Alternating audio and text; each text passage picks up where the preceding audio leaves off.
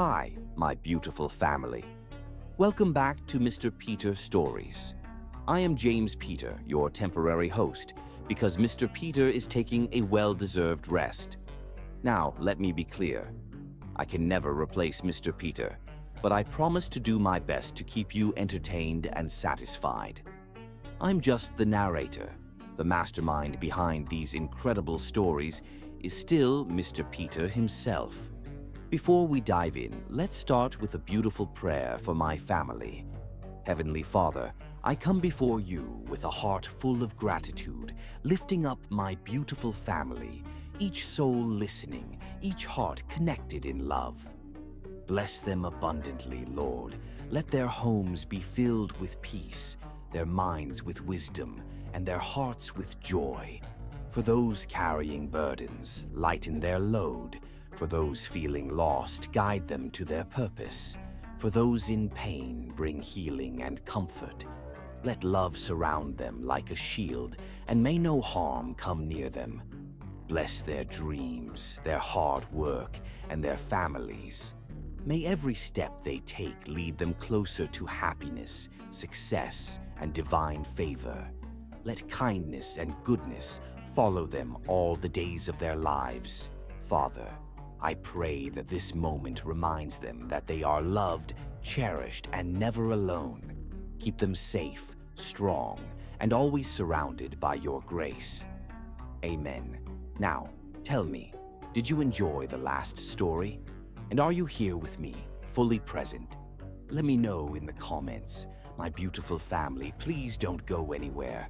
I promise you I won't skip the story. Just give me a little time and I promise I will never disappoint you. Stay with me and let's enjoy this journey together. All right, my family, let's begin. With love. Let's start the story. Nicole Peters hurried through the revolving doors of Silva Tower, shaking raindrops from her umbrella as water cascaded onto the polished marble floor. Outside, New York City disappeared behind sheets of torrential rain that fell in angry, slanting lines, transforming the streets into rushing rivers of reflected neon.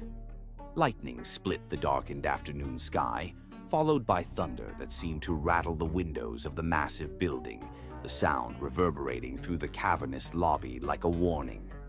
She checked her watch, 3:45 p.m., 15 minutes early for her interview. Perfect. Despite her professional composure, she couldn't suppress a slight shiver that ran through her body, starting at her spine and radiating outward. The fever she'd been fighting all day was getting worse, her skin alternating between uncomfortable chills and flushed warmth that made her designer blouse cling to her skin. She had considered rescheduling, but opportunities at Silva Enterprises weren't offered twice. "I'm here to see Ms. Victoria Hayes, HR Director," she told the security guard, her voice steady despite her discomfort. She signed the visitor's log with practiced precision, her signature as confident as the resume that had earned her this coveted interview slot. The storm intensified as she rode the elevator to the 50th floor, the glass exterior elevator offering a panoramic view of the tempest. Raindrops streamed down the transparent walls like liquid silver, distorting the city below into an impressionist painting of blurred lights and shadows. Each flash of lightning transformed the skyline momentarily into a stark black and white photograph before plunging back into gray obscurity. Nicole straightened her crisp white blouse and adjusted her pencil skirt, studying her reflection in the mirrored interior walls of the elevator. At 28, with her confident posture, intelligent eyes, and the subtle elegance that came from taste rather than budget, she had already established herself as a marketing prodigy in smaller firms. But this position at Silva Enterprises could truly change everything, the culmination of years of relentless work and sacrifice. The elevator chimed softly as it reached the 50th floor. The reception area was tastefully appointed in minimalist style, all clean lines and muted colors that spoke of money that didn't need to announce itself. The receptionist, a perfectly groomed woman with an elegant headset, greeted Nicole with a practiced smile. Ms. Peters, Ms. Hayes will be ready for you shortly. Would you care for some water while you wait?" Nicole accepted the offer, grateful for anything that might ease the scratchy dryness in her throat. As she sipped from the crystal tumbler, she gazed through the floor-to-ceiling windows at the storm that had transformed day into premature night.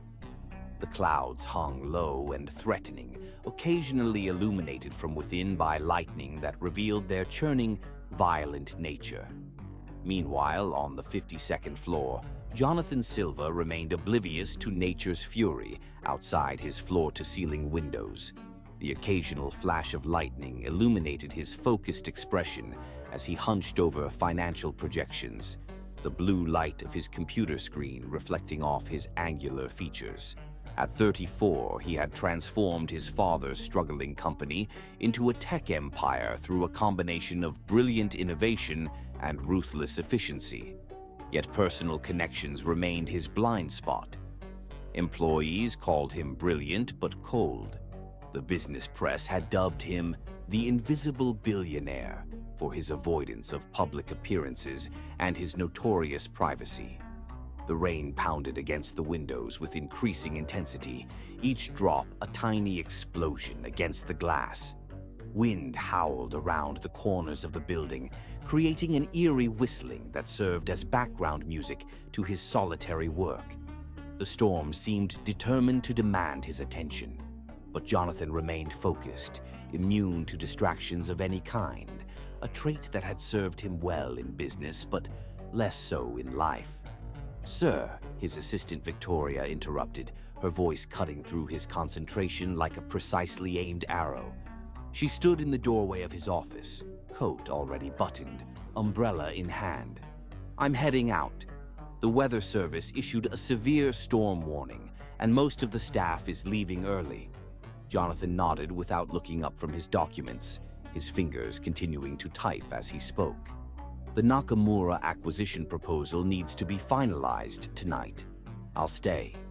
Victoria hesitated, raindrops from her umbrella forming a small puddle at her feet on the immaculate hardwood floor. "There's one more interview scheduled for the marketing director position. Should I reschedule?" "Number, handle it and go. I need complete focus." His voice was clipped, efficient, revealing nothing of the man behind the executive persona. He had perfected the art of revealing exactly what was necessary and nothing more, another skill that had served his business interests well. Victoria nodded, accustomed to his abrupt manner. "The building may lose power if the storm continues to worsen. The backup generators will engage automatically," he finished for her.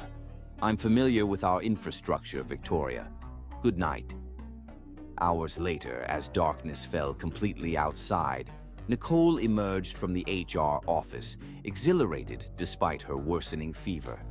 The interview had gone brilliantly, challenging questions met with insightful answers, her portfolio receiving appreciative nods from Victoria Hayes and the two department heads who had joined them.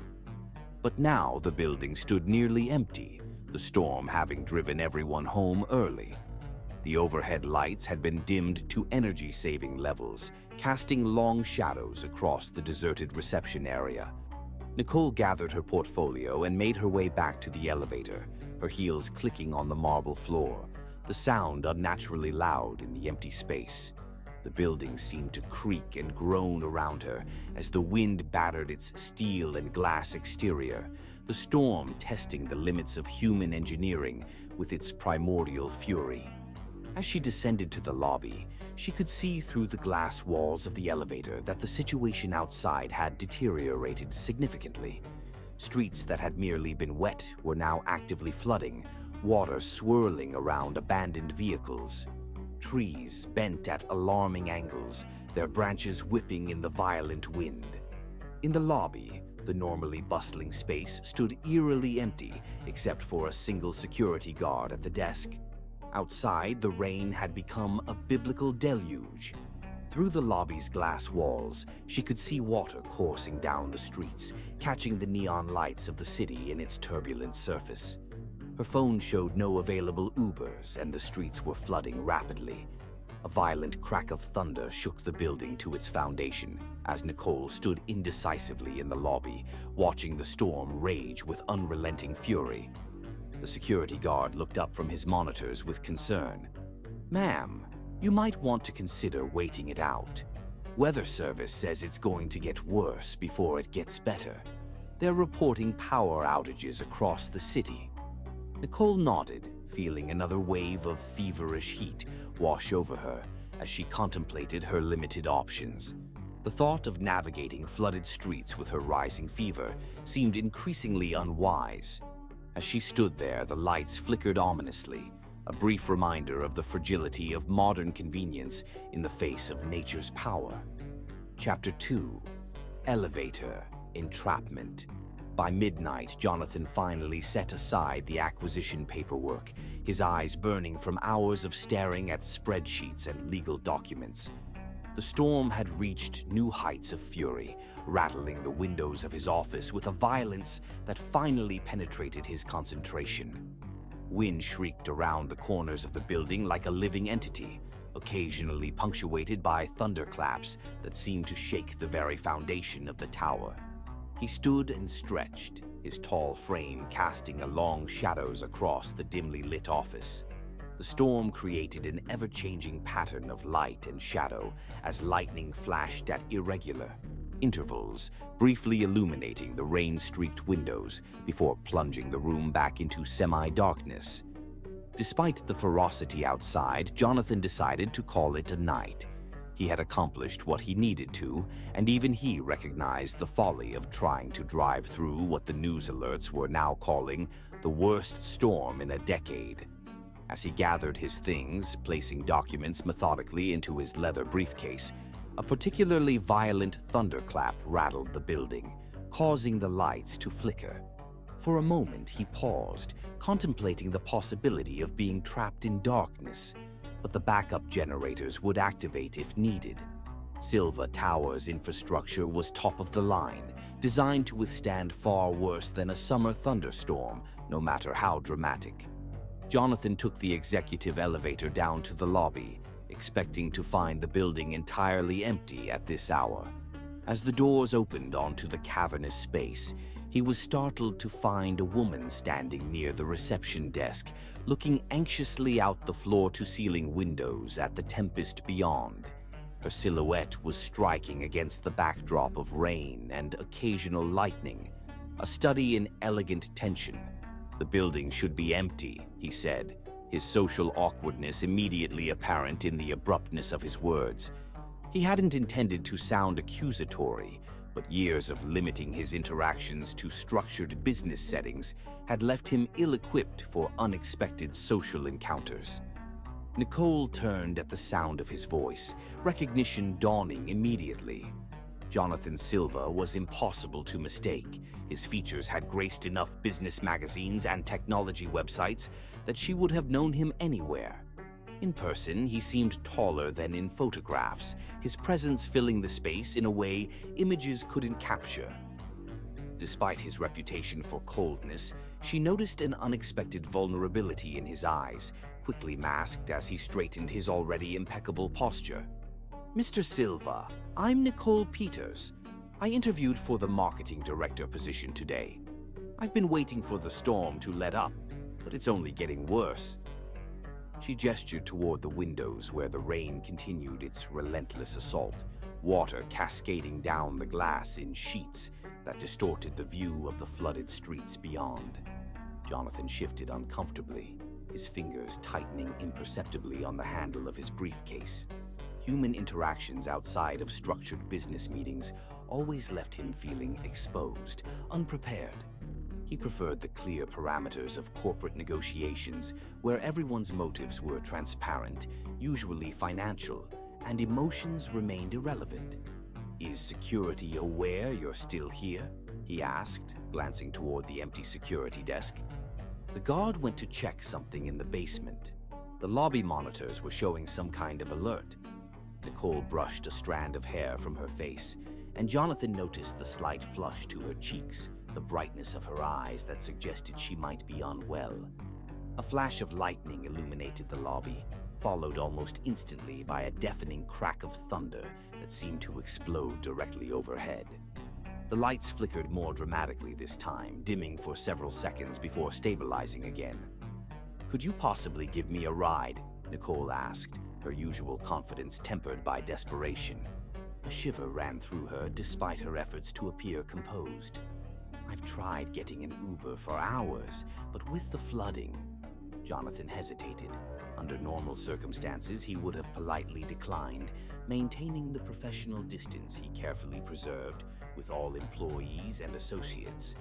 But the storm outside was genuinely dangerous, and she did appear to be ill. Liability concerns aside, basic humanity dictated he couldn't leave her stranded. Yes, fine," he replied curtly, avoiding eye contact as they walked toward the elevator that would take them to the underground parking garage.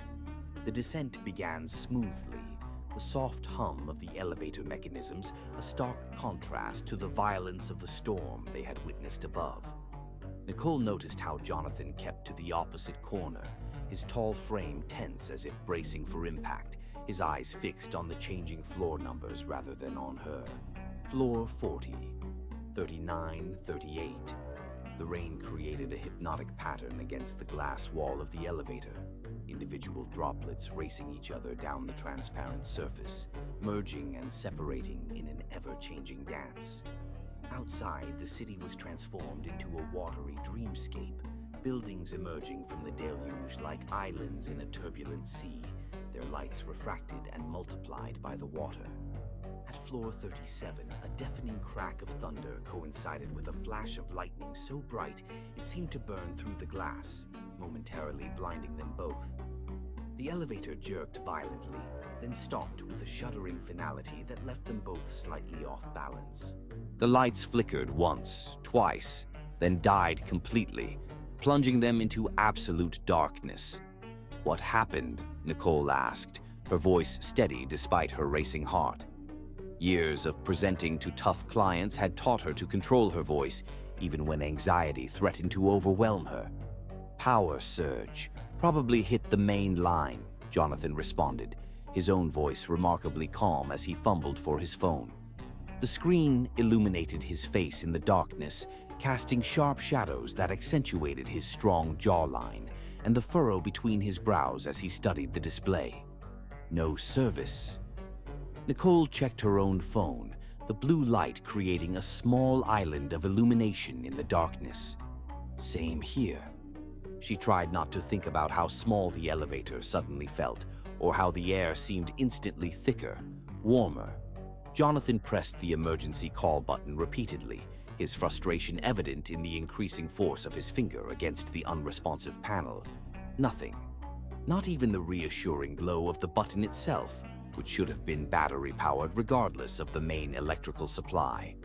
"The backup generators should kick in soon," he said, though uncertainty tinged his voice. He had overseen the installation of the system himself, but theory and practice were often separated by the unpredictable variables of reality. Outside, through the glass wall of the elevator, they could see that the entire city had gone dark. The familiar skyline, usually a tapestry of light against the night sky, had vanished, replaced by an almost primeval darkness, broken only by the occasional flash of lightning that revealed the continuing fury of the storm. Minutes stretched to an hour. The temperature in the small space began to drop as the building's heating system remained offline. Outside, the storm continued its assault, visible only when lightning briefly illuminated the sky through the small window in the elevator door, casting dramatic shadows across their faces before plunging them back into darkness. The rain hammered against the glass with unrelenting force, creating a constant background rhythm to their shared captivity. Occasionally, a gust of wind would drive the rain into new patterns, the droplets striking the glass like tiny bullets before streaming downward in rivulets that resembled tears. "I don't think anyone's coming tonight," Nicole finally said, sliding down to sit on the floor, her professional skirt arranged carefully around her. The fever that had been threatening all day was now making itself fully known, alternating waves of heat and chills that made staying upright increasingly difficult. Jonathan remained standing for a moment longer, as if surrendering to their situation required a formal decision. Finally, he too lowered himself to the floor, maintaining a careful distance between them. His precisely tailored suit was not designed for sitting on elevator floors, but he arranged himself with as much dignity as possible, his back straight against the wall. "The security team does rounds at 6 a.m. Worst case, we're here for 6 more hours," he said, checking his watch by the light of his phone screen. The blue glow softened his features momentarily, revealing a glimpse of the man beneath the corporate armor. Nicole nodded, then suddenly sneezed, the sound startlingly loud in the confined space. "Are you ill?" Jonathan asked, concern momentarily overriding his discomfort with personal questions. Even in the dim light, he could see the unnatural brightness of her eyes, the flush that had spread across her cheekbones. "Just a slight fever. I'll be fine," she assured him, though another shiver betrayed her as the temperature continued to drop. Outside, the rain seemed to be falling even harder, sheets of water cascading down the glass wall of the elevator, transforming the world beyond into a distorted, liquid version of reality. As the night deepened around them, the small elevator became increasingly uncomfortable. The initial awkwardness of their situation began to give way to the more pressing concerns of physical discomfort and the growing uncertainty of when they might be rescued. Outside, the storm showed no signs of abating, its fury a constant reminder of nature's power to disrupt even the most carefully constructed human environments. In the darkness, with only the occasional flash of lightning to break the monotony, time seemed to stretch and distort. Minutes felt like hours, yet somehow the hours themselves passed with surprising speed. The rain continued its relentless percussion against the glass, a soundtrack to their unexpected confinement that was both soothing and maddening in its constancy. Jonathan checked his watch again. 12:47 a.m. The night stretched before them, long and uncertain, filled with the sound of rain and the growing awareness of each other's presence in the confined space. Neither could have predicted how the hours ahead would transform them both, nor how this accidental intimacy would ultimately reshape their carefully constructed worlds. Chapter 3. Breaking Barriers. 3 hours into their entrapment, the conversation had moved from awkward small talk to something approaching genuine dialogue. The darkness somehow made it easier to speak freely, removing the visual cues and expressions that often caused Jonathan to retreat behind his professional facade. In the black velvet cocoon of the elevator, with only occasional flashes of lightning providing brief glimpses of each other's faces, words flowed more easily than either had expected.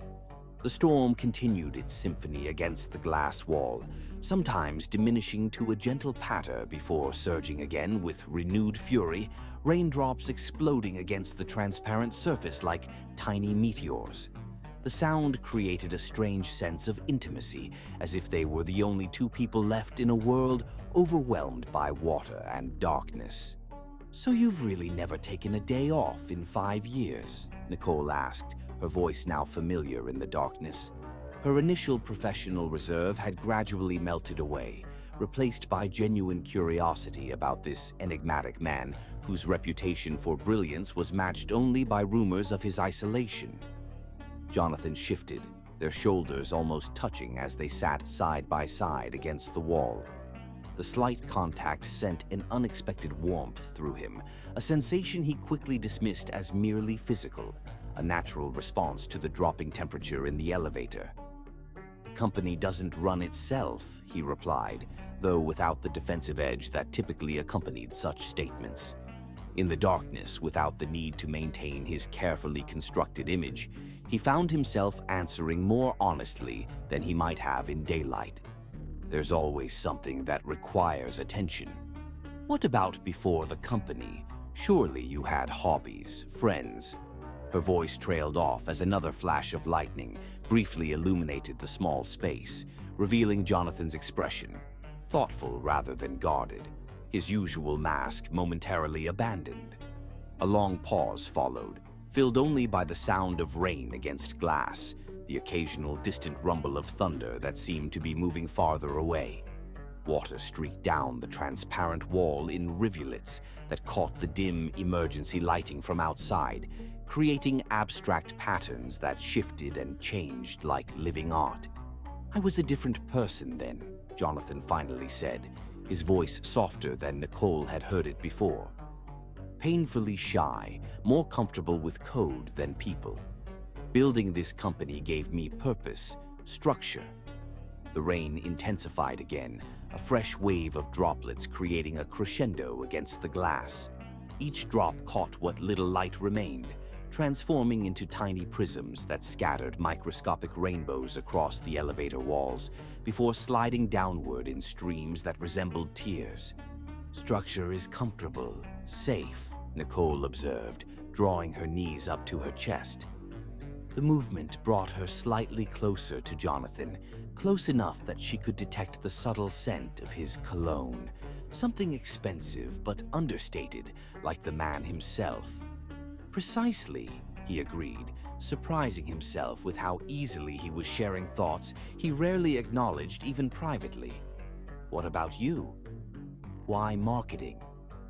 Outside, the storm painted the world in varying shades of darkness, sometimes lifting enough to reveal the shadowy outlines of nearby buildings, other times closing in so completely that it seemed they might be floating in space rather than suspended 37 floors above Manhattan.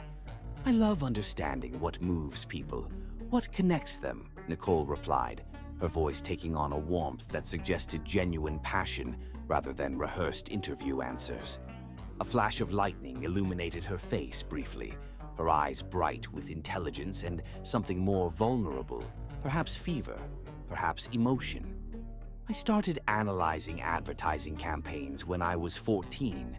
While other kids were watching music videos, I was deconstructing the psychological triggers in commercials, figuring out why certain messages resonated while others fell flat." She shifted slightly, her professional guard lowering in the darkness. "My father was a corporate attorney who believed emotional intelligence was secondary to analytical thinking. He pushed me toward law, a respectable profession. But I saw how companies failed not because their products were inferior, but because they couldn't connect with their audience. The human element was always the missing piece." Her voice took on a subtle edge of determination. "I built my career proving that understanding people isn't soft science. It's the hardest science there is, and the most valuable." Rain continued its liquid melody against the glass, sometimes gentle, sometimes furious. Nature's passion made audible. The varying rhythm created a hypnotic backdrop to their conversation, somehow making the silence between words comfortable rather than awkward. Another violent crack of thunder rattled the elevator. Nicole's fever had worsened, and she couldn't suppress a violent shiver that ran through her entire body. The temperature had dropped significantly as the hours passed, the absence of heating making the small space increasingly uncomfortable. "You're freezing," Jonathan observed, hearing the slight chatter of her teeth, despite her attempt to hide her discomfort. "Just the fever." "I'll be fine," she insisted, though another shiver betrayed her as she wrapped her arms more tightly around herself. Outside, the rain had briefly subsided to a gentle patter, individual droplets now visible as they traced slow paths down the glass, rather than the solid sheets of water that had dominated earlier. After a moment's hesitation, Jonathan removed his suit jacket, the rustling of expensive fabric loud in the confined space. He cautiously offered it to her, the gesture awkward and unpracticed. "Take it, please." Their fingers brushed as she accepted the jacket, and Jonathan felt an unfamiliar jolt at the contact, a small electric current that traveled up his arm and settled somewhere in his chest. Nicole wrapped herself in the expensive wool, immediately enveloped in warmth and a subtle cologne she found unexpectedly appealing. The jacket was far too large for her slender frame, but the weight of it felt oddly comforting, like an embrace. "Thank you," she said softly, her voice slightly muffled as she pulled the collar up around her neck. Another flash of lightning briefly illuminated her face, gratitude mixed with something unreadable in her expression, before darkness reclaimed the space.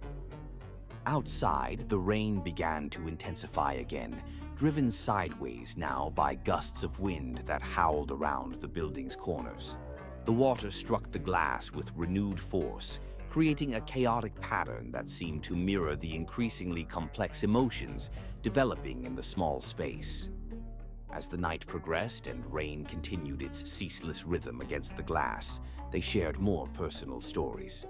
Jonathan described growing up with a demanding father who saw his introversion as weakness, who pushed him relentlessly toward success while never acknowledging the cost.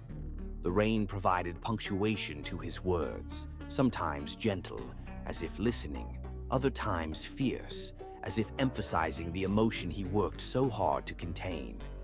Nicole talked about putting herself through college while supporting her younger siblings after their parents' accident. Her words painted pictures of determination and sacrifice, illuminated occasionally by flashes of lightning that revealed the strength in her expression, the pride that came from overcoming rather than being given. "We're both overachievers then," Nicole observed with a small laugh that somehow brightened the darkness. "Just for different reasons."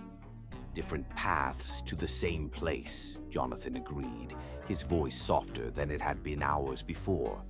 Another rumble of thunder emphasized his words, the storm seeming to respond to their conversation with its own commentary.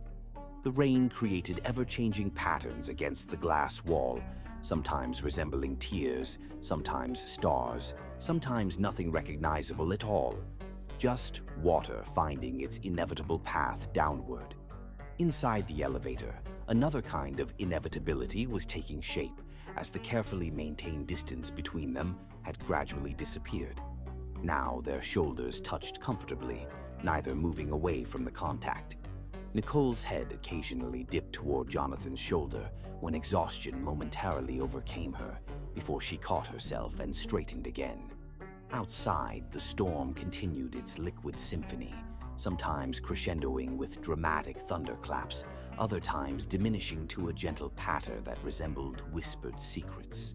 Time lost meaning in the darkness, marked only by the changing patterns of rain against glass and the gradually deepening conversation between two people who had begun the night as strangers. The water outside transformed the world into something fluid and dreamlike, while inside something equally transformative was occurring. Boundaries dissolving, walls crumbling, with only the rain as witness.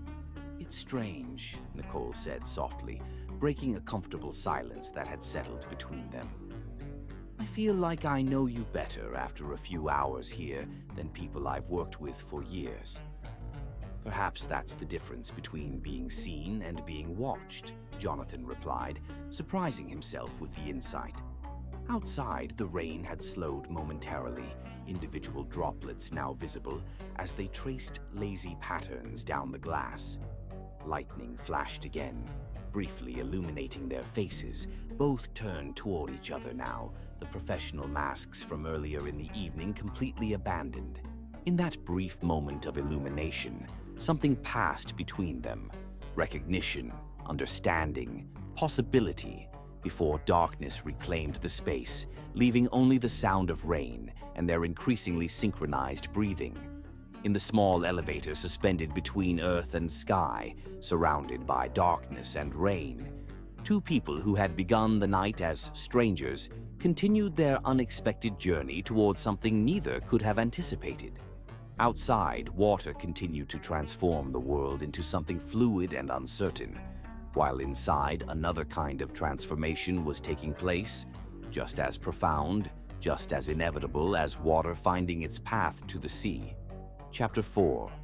Undeniable chemistry. Around 3 a.m., the temperature had dropped further. Outside, the rain continued its relentless assault, though the pattern had changed. No longer the violent sheets of water from earlier, but a steady hypnotic rhythm that created a constant background to their shared isolation. Occasionally, wind would drive the raindrops into new formations against the glass, creating abstract patterns that resembled star charts or ancient writing, momentarily visible before dissolving back into chaos. Nicole's fever alternated between chills and heat, making her increasingly uncomfortable despite Jonathan's jacket wrapped around her shoulders. The expensive wool retained his body heat and subtle cologne, creating a strange intimacy even when they weren't speaking. She tried to suppress another shiver, but her body betrayed her as cold seemed to penetrate to her bones. "You should try to sleep," Jonathan suggested, his voice now a low rumble in the darkness. Hours of conversation had softened his usual clipped tone, revealing a depth and warmth he rarely allowed others to perceive. "Too cold," she admitted, pulling the jacket tighter around herself. The rain outside created moving shadows across her face as water streaked down the glass wall, catching what little ambient light remained in the darkened city. Jonathan hesitated, weighing options in the methodical way he approached all problems. The logical solution was obvious, yet it required crossing boundaries he had maintained his entire adult life.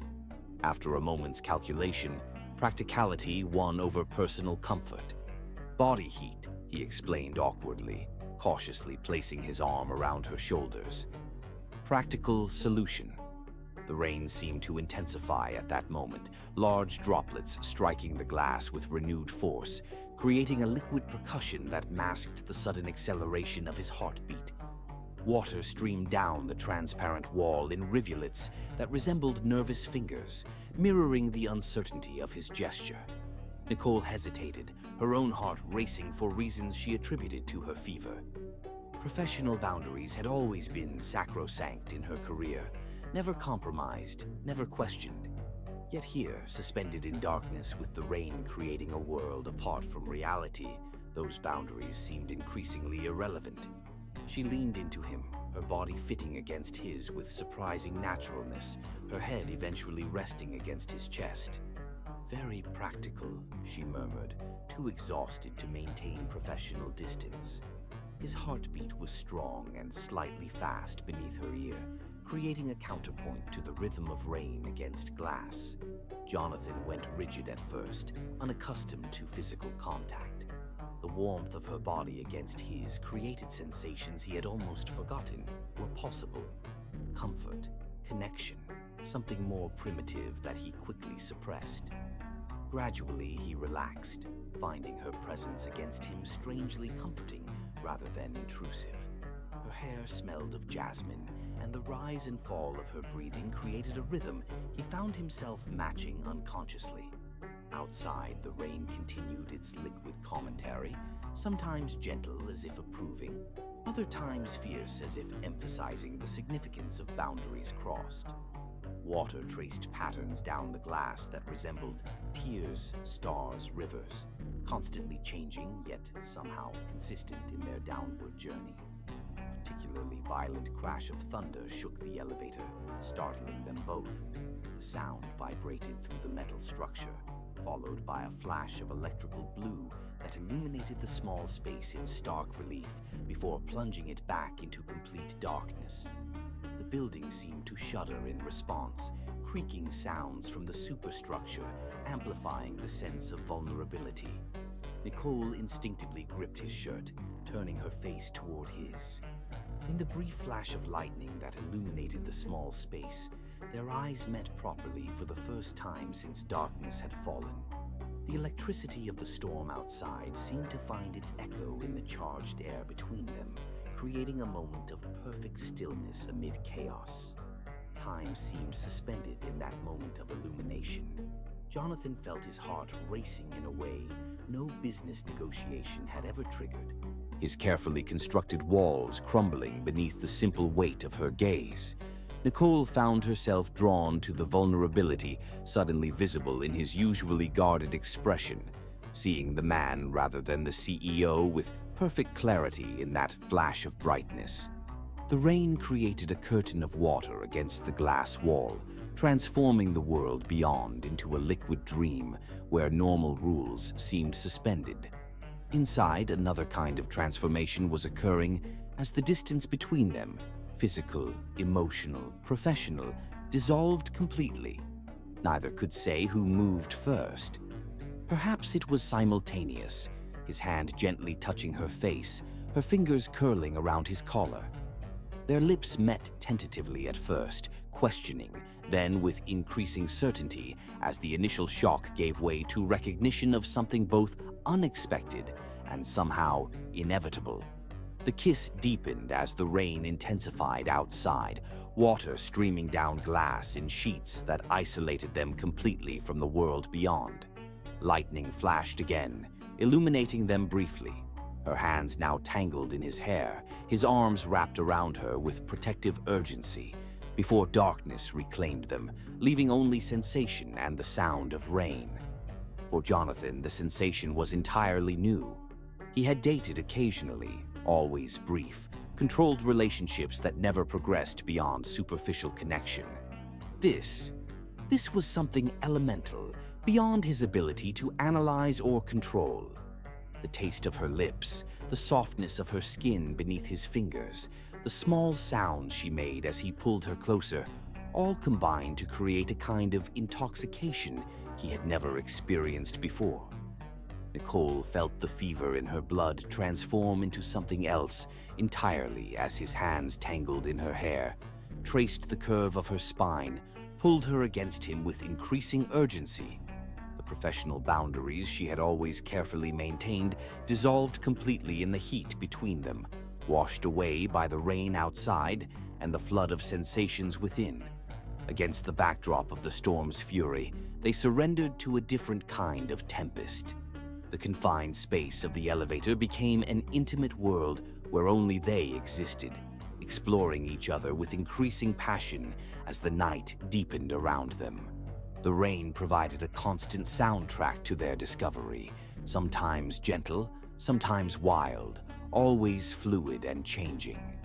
In the darkness, clothes became obstacles, discarded with urgent hands. Nicole's blouse, his crisp shirt, her skirt, each removal another barrier broken between them. The rain created moving shadows across bare skin as water continued to stream down the glass wall, occasionally illuminated by distant lightning that revealed glimpses of their entwined forms before returning them to the privacy of darkness. Their bodies moved together on the floor of the elevator, finding rhythm in the chaos of sensation and emotion. The storm outside seemed to respond to their passion, rain increasing in intensity until it struck the glass like thousands of tiny fists demanding entrance to witness what transpired within.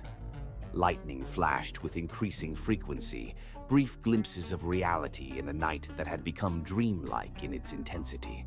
For hours, they lost themselves completely, the storm outside a distant echo of the one they created between them. Jonathan, always controlled, found himself undone by her touch, surrendering to sensations he had denied himself for years in pursuit of success and safety. Nicole discovered depths of passion she had never experienced before, her usual composure abandoned completely in the face of something that felt inevitable, necessary, right?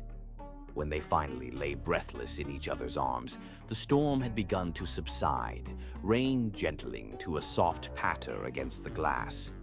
Their bodies tangled together on the floor of the elevator, her head resting on his chest, his arms wrapped protectively around her.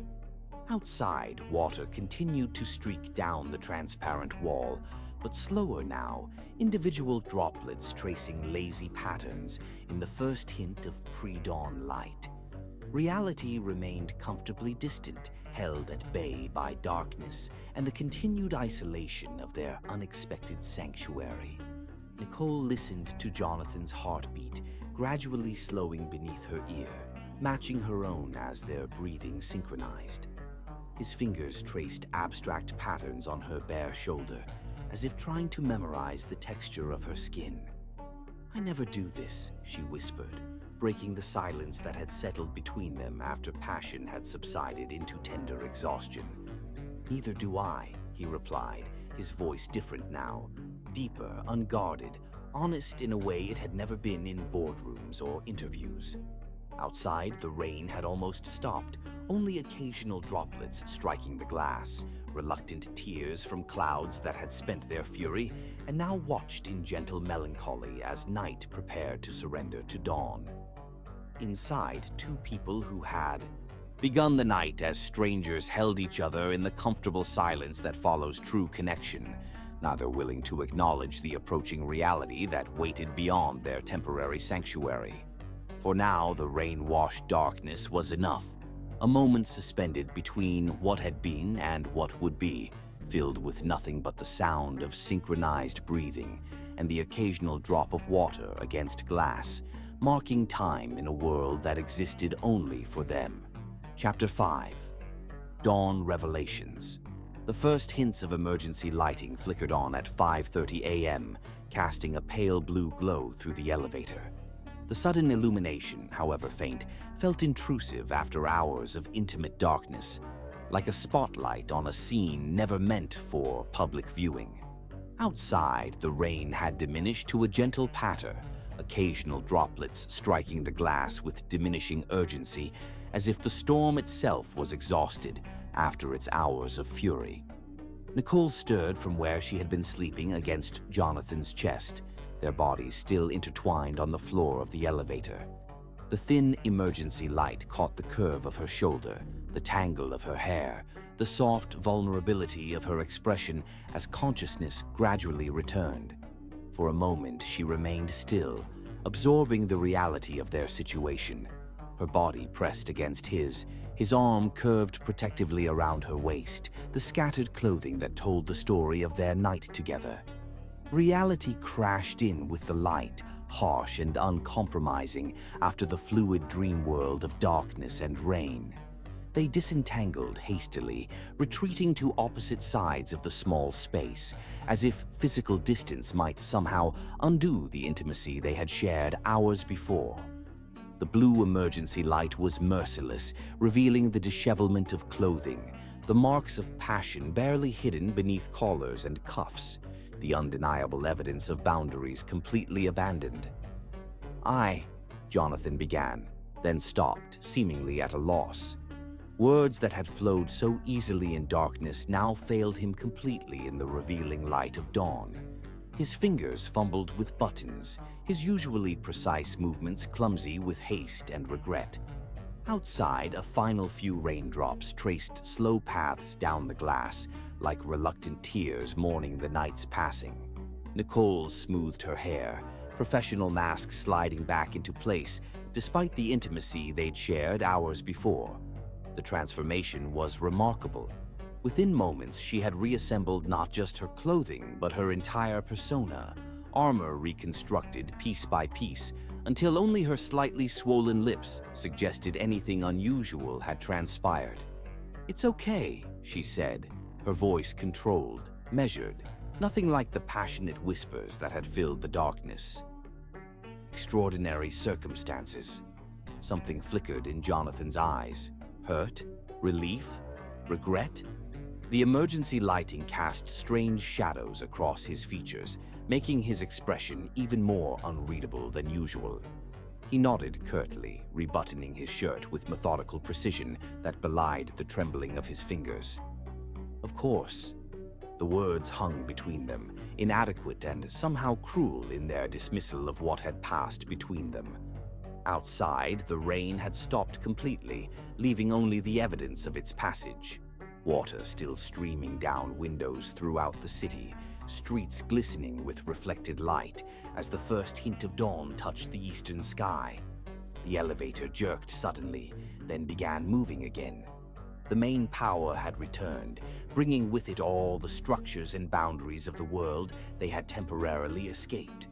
They finished dressing in tense silence, a gulf widening between them with each passing second, each fastened button, each smoothed wrinkle. By the time the elevator reached the lobby floor, it contained two strangers again. a CEO and a job applicant, positions clearly defined, boundaries firmly re-established. When the doors finally opened, maintenance staff and security guards waited with concerned expressions. The storm had caused significant damage throughout the city. Power outages, flooding, even structural damage to some older buildings. Silva Tower, with its cutting-edge infrastructure, had weathered the night better than most, but not without its own challenges. "Mr. Silva, are you all right, sir?" the head of security asked, genuine concern evident in his voice. His eyes flickered briefly to Nicole, surprise and something else, speculation perhaps, crossing his features before his professional mask returned. "Fine," Jonathan replied, his CEO persona firmly back in place.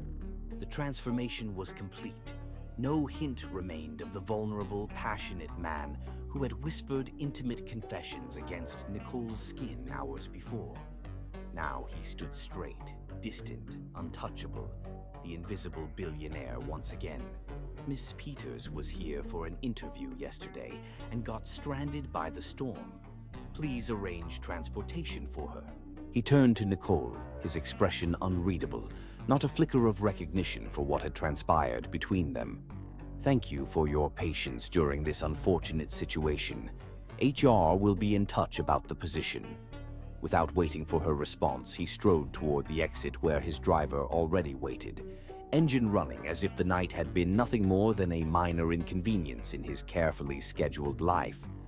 His shoes left wet prints on the marble floor, the only evidence that he, like the city around them, had been touched by the storm's passage. Nicole watched him go, a complicated mixture of emotions churning inside her. Just hours ago, they had shared something profound, or had it been merely physical, a product of unusual circumstances and proximity. His dismissal stung more than she cared to admit, even to herself. She accepted the offer of a company car with gracious professionalism, betraying nothing of her inner turmoil to the curious security staff. As the car navigated streets, still bearing evidence of the night's tempest, fallen branches, scattered debris, puddles that reflected the lightening sky, Nicole stared out the window, unseeing. The city was waking, returning to its normal rhythms after the storm's interruption, just as she would need to return to her own carefully constructed life, her career ambitions, her professional goals. The night in the elevator already seemed dreamlike in its intensity and disconnection from reality.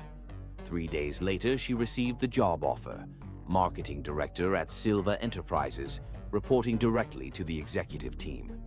The salary was even higher than discussed in her interview, the benefits package exceptional even by industry standards.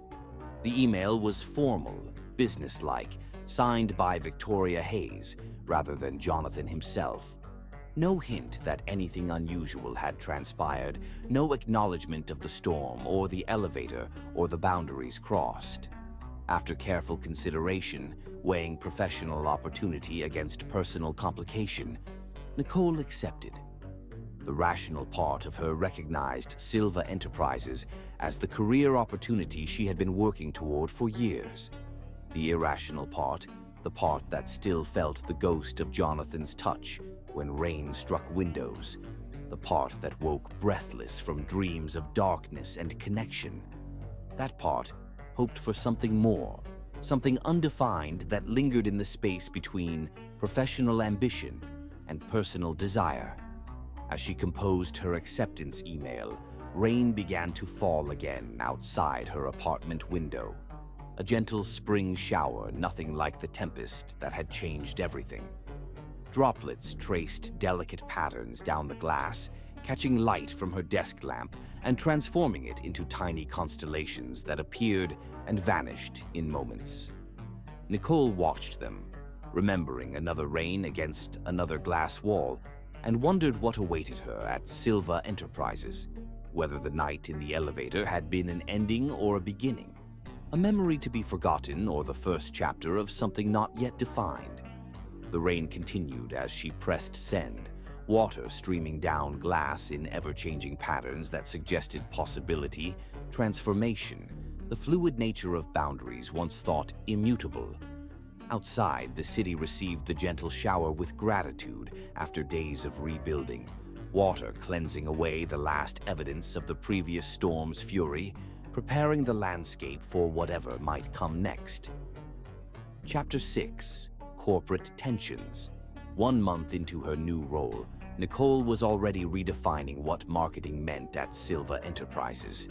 Where previous campaigns had focused on technical specifications and feature comparisons, her approach emphasized the human impact of quantum computing, the medical breakthroughs, climate solutions, and scientific discoveries their technology enabled. This shift had generated unprecedented pre-launch buzz for their new processor, with mainstream publications covering technology that would previously have been discussed only in specialist journals. The executive team, with the notable exception of Jonathan, had embraced her vision enthusiastically. Board members who had initially questioned her rapid promotion now cited her work when discussing the company's expanding market position. Spring had settled over Manhattan, bringing with it the city's renewal. Window boxes filled with new blooms, the fresh energy of pedestrians freed from winter coats, the softening of the urban landscape as trees budded in every park. But each time the skies darkened and rain fell, both Nicole and Jonathan found themselves momentarily transported back to that night. The unexpected intimacy, the confessions shared in darkness, the connection that had formed and then been deliberately buried beneath professional veneers. Jonathan had maintained professional distance, their interactions limited to group meetings where he treated her with the same cool efficiency he showed everyone. If colleagues noticed the occasional moment when their eyes met a beat too long, or the careful way they never found themselves alone together, no one mentioned it. In the corporate world, such observations remained currency to be spent at opportune moments rather than acknowledged directly.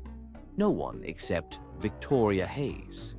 The HR director had developed an immediate dislike for Nicole, sensing a shift in the company's atmosphere since her arrival. It wasn't just the success of her marketing initiatives or the way other executives increasingly sought her input on matters beyond her department's purview. It was something more subtle, the way Jonathan sometimes lost his train of thought when Nicole entered a room, the way his eyes followed her movements when he thought no one was watching, the almost imperceptible softening of his voice when addressing her directly. The tension came to a head on a particularly rainy Thursday evening. Most of the staff had departed early, concerned about flash flood warnings that had been issued for parts of the city. Nicole remained in her office, finalizing a presentation for the next morning's meeting, her concentration occasionally broken by the sound of rain against her window. Each droplet a tiny reminder of another storm, another night. "Mr. Silva needs these projections reviewed by morning," Victoria announced, appearing in Nicole's doorway without knocking. She dropped a thick folder on the desk with a thud that seemed calculated to disrupt. Outside, rain streaked down the windows in sheets, transforming the city beyond into a watery impression of itself. Nicole glanced at the folder, noting the financial data that had nothing to do with her department's functions. "These aren't marketing materials." "He specifically requested you," Victoria replied with a thin smile that never reached her eyes. Rain continued its percussion against the windows, providing an ominous backdrop to the conversation. "Unless you're not up to the task." The challenge hung in the air between them, as tangible as the humidity that had accompanied the day's storms. Nicole met Victoria's gaze steadily, refusing to reveal the uncertainty beneath her professional composure. "Of course, I'll have them on his desk first thing." After Victoria left, Nicole flipped through the complex financial documents, recognizing it as busy work intended to keep her at the office late. A test of dedication, perhaps, or simply a power play. With a sigh, she settled in for a long night, the sound of rain against glass both distraction and strange comfort as she worked. Near midnight, she delivered the completed analysis to Jonathan's office, expecting to leave it with his assistant. Instead, she found him still working, silhouetted against the rain-streaked windows, the city lights beyond creating a halo effect around his tall frame. The storm had intensified again, water now pounding against the glass with renewed fury, as if demanding entrance to witness what transpired within. "You're still here," he said, looking up in surprise as she entered. The late hour and empty building had allowed him to relax his rigid posture slightly, and something of the man from the elevator was visible in his expression, vulnerability quickly masked, but not before she had glimpsed it. "So are you," she countered, placing the folder on his desk.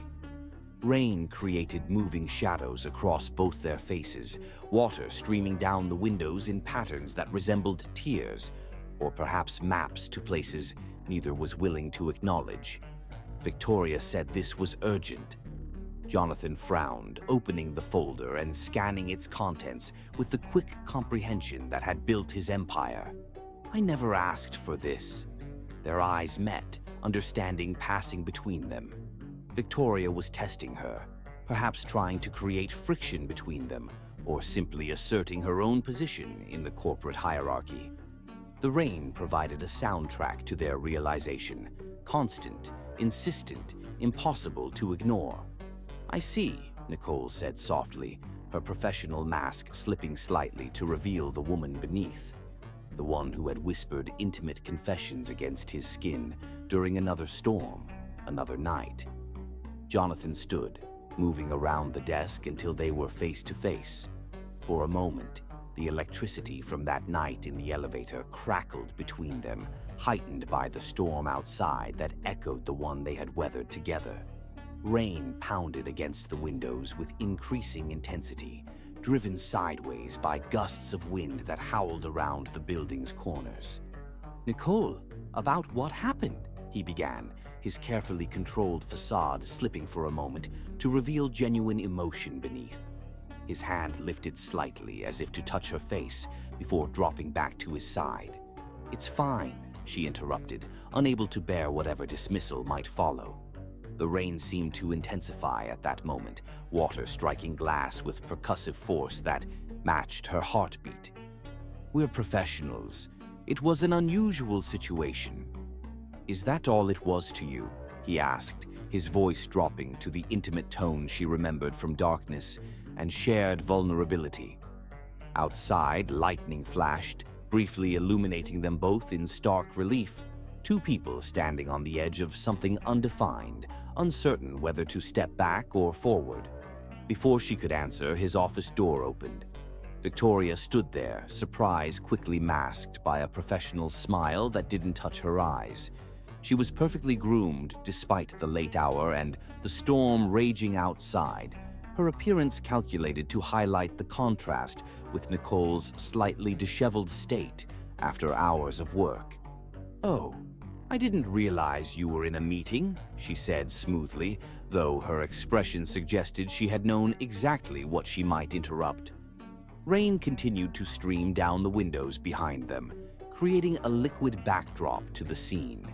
Three figures caught in a moment of tension that extended beyond professional boundaries. "Just delivering the reports you requested," Nicole replied, stepping back from Jonathan. The professional mask slid back into place with practiced ease, though her heart continued to race with emotions she refused to acknowledge. "Good night, Mr. Silva." As she left, she felt Victoria's calculating gaze following her and knew that navigating Silva Enterprises had just become considerably more complicated. The storm outside continued its assault on the building, rain streaming down glass in patterns that seemed to whisper warnings about the tempest gathering within, one that might prove far more dangerous than mere water and wind. In her office, gathering her things to leave, Nicole paused at the window. The city below was partially obscured by sheets of rain, lights blurred into smears of color that pulsed and shifted with each gust of wind. The view reminded her of that night in the elevator, a world transformed by water and darkness into something fluid, dreamlike, where normal boundaries ceased to apply. But this was not a dream, and the boundaries here were real, professional lines that could destroy careers if crossed, personal limits that protected against vulnerability and pain. As she watched the storm continue its assault on the city, Nicole wondered which would prove more powerful in the end, the rational structures they had built to contain themselves, or the elemental forces that had revealed themselves during another rain, another night. Behind her, lightning flashed, casting her shadow large against the wall, a momentary giant dwarfing the office furniture before returning to human scale as darkness reclaimed the space.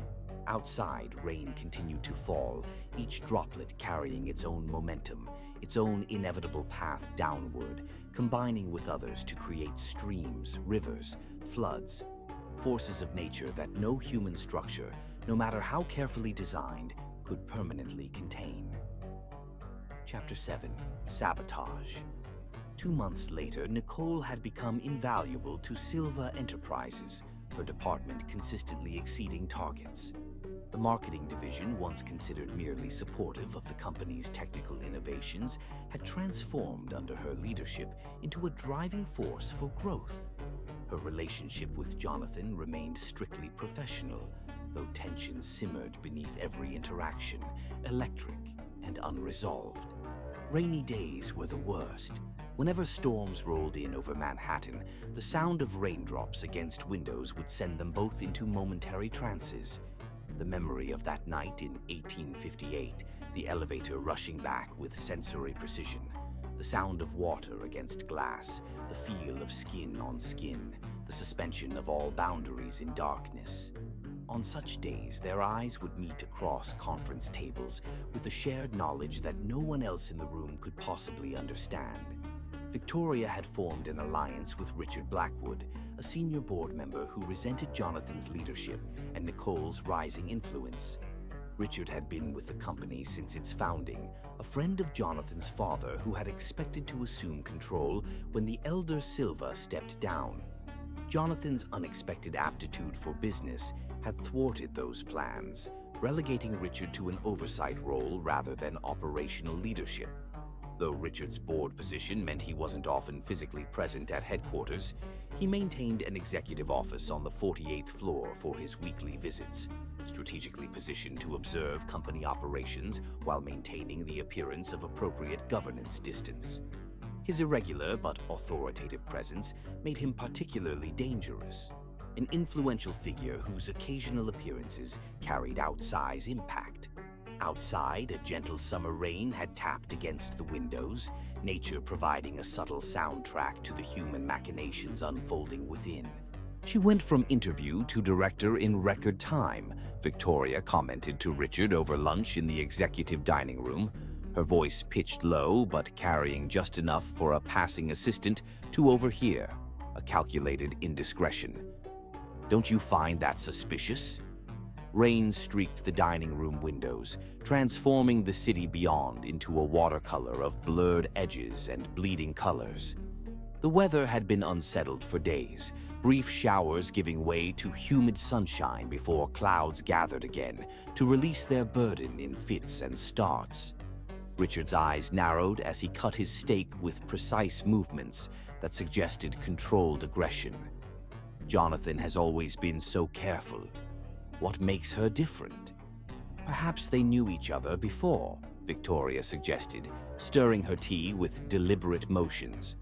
Outside, the rain intensified momentarily, droplets striking the glass with percussive urgency before settling back into a gentle patter. Or perhaps something happened during that storm when they were conveniently trapped together. The insinuation hung in the air between them, gaining substance from their shared willingness to believe the worst. Neither mentioned the other possibility, that Nicole's rapid rise might be due to genuine talent and measurable results. Such an admission would undermine the narrative they were constructing, one droplet of suspicion at a time. Their opportunity came during preparations for the company's biggest product launch of the year. The new Silva quantum processor represented a leap forward in computing technology, and the entire company had been mobilized to ensure its successful introduction to the market. Nicole had stayed late finalizing the presentation, that would introduce the product to industry analysts and technology media. Her office illuminated long after most others had gone dark. Outside, another summer storm had gathered, rain now falling steadily against her office windows, creating liquid patterns that echoed the night everything had changed. The sound both distracted and comforted her as she worked, each droplet a tiny reminder of connection found and lost in darkness and water. Richard approached her office, his movement deliberately casual as he leaned against her doorframe, watching her work. The rain provided background music to his arrival, soft, constant, unremarkable, until one truly listened and heard the subtle power contained in each falling drop, the potential for erosion hidden in gentle persistence. "Working hard as always," he commented, his tone suggesting admiration while his eyes remained calculating. Behind him, the rain continued its gentle assault on the windows, water streaming down glass in ever-changing patterns. "Mr. Blackwood," she acknowledged cautiously, saving her work before giving him her full attention. In the weeks since joining the company, she had learned to read the political landscape with increasing accuracy, recognizing Richard as a potential threat long before his alliance with Victoria had become apparent. "Can I help you with something?" "I've been impressed with your rise here," he said, entering her office without invitation and settling into the chair opposite her desk. The rain intensified slightly, droplets striking the windows with greater urgency, as if trying to warn her of danger approaching. "Very impressed. I wonder, though, what's your ultimate goal?" "To make Silva Enterprises the market leader in our sector," she replied evenly, maintaining professional composure despite the growing sense of unease Richard's presence inspired. Outside, water continued its relentless journey down glass, each droplet following its inevitable path toward Earth. Richard laughed, the sound entirely devoid of humor. "Come now, we're both ambitious people. Is it the position you want, or Jonathan himself?" The rain seemed to pause for a moment, as if holding its breath before resuming with renewed intensity. Lightning flashed in the distance, briefly illuminating Richard's face in stark relief. The predatory assessment in his eyes, the false smile that never reached them. Nicole stiffened, her professionalism momentarily cracking to reveal genuine anger beneath. "I don't know what you're implying. Only that sleeping with the CEO is certainly an effective career strategy," he said casually, examining his manicured nails with affected indifference. The storm outside provided dramatic punctuation to his words, thunder rumbling in the distance like a warning too late to heed. "Though risky if discovered." "That's completely inappropriate," Nicole responded, standing to signal the conversation's end. The rain beat against the windows with increasing force, driven sideways now by gusts of wind that moaned around the building's corners. "If you'll excuse me, think about your future here," Richard continued, unmoving despite her clear dismissal. Lightning flashed again, closer now, briefly transforming the rain-streaked windows into brilliant displays of electric blue before plunging the room back into the muted glow of office lighting. "Jonathan is brilliant but isolated. The board has concerns. Aligning yourself with broader company interests might be wiser long-term." The implied threat hung between them, clear as the rain that continued to fall outside, steady, relentless, gradually accumulating until it could no longer be ignored. Richard left her office without waiting for a response, confident that his message had been received, that seeds of doubt and fear had been successfully planted. After he left, Nicole sat shaking with anger, the storm outside mirroring her inner turmoil. Rain lashed the windows with renewed fury, water streaming down glass in chaotic patterns that suggested all order. All structure could be dissolved by sufficient force applied over time. The next morning dawned clear and bright, the storm having passed during the night, leaving the city washed clean and glistening in the summer sunshine. No trace remained of the tempest, except scattered puddles that reflected the blue sky with perfect clarity, nature's mirrors showing a world transformed, if only temporarily, by the passage of water. Jonathan called her into his office before she had even settled at her desk. His expression was thunderous as he slid a folder across his immaculate desk, the storm from the previous night seemingly transferred from the sky to his features. Behind him, windows still bore trace evidence of rain, small streaks and smudges on otherwise pristine glass.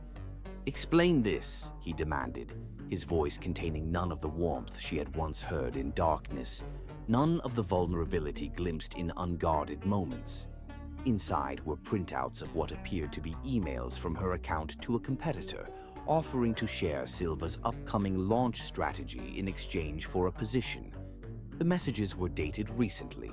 Their content included proprietary details about the quantum processor that only someone with insider access would know. What made them particularly damning was the digital trail, login records, access timestamps to secure servers, and even a history of visits to competitor websites from her company laptop. "These are fabricated," she said immediately, her mind racing to understand the sophisticated extent of the sabotage. "I would never—" "They came from your account," Jonathan interrupted, his face a mask of controlled fury that revealed nothing of the man who had held her during another storm, another night. The IT department confirmed the access logs, the server timestamps, even the keystroke patterns from your workstation. The security team found confidential files downloaded to a private drive that was accessed with your credentials. Nicole's shock deepened as she realized the complexity of the frame-up. Someone must have planted this evidence. This is a coordinated attack, Jonathan. Think about who would have both the technical expertise and the motive. Outside, the sky remained clear, sunshine streaming through the windows in stark contrast to the darkness gathering within. No rain fell to provide soundtrack or metaphor, no water-streaked glass to suggest the fluid nature of truth and perception. Only unforgiving light illuminated them both, harsh in its clarity, merciless in its revelation. "Someone must have accessed my computer," Nicole insisted, struggling to maintain composure as her professional world threatened to collapse around her.